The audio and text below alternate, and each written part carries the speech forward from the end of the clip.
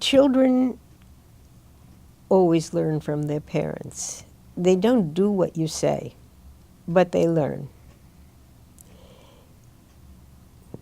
The culture of the house becomes almost the culture of the children.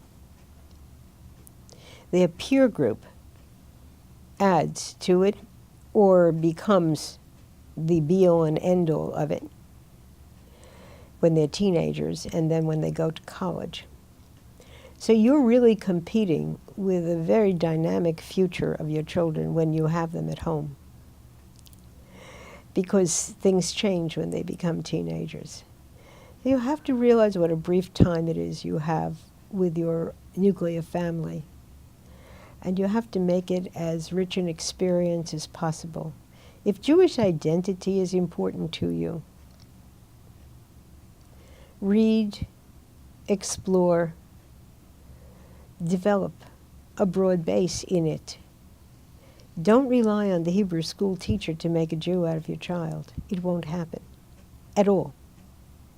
If your family life is not Jewish, your child will not be Jewish. If your family life, if you don't know how, join a group. Go to your local JCC or synagogue and join the activities there.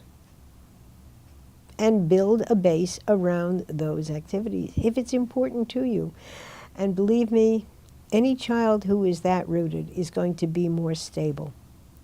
I don't care what culture they're rooted in. If they're rooted in their culture, they feel comfortable in it and they feel that they love it and that it loves them and gives them something.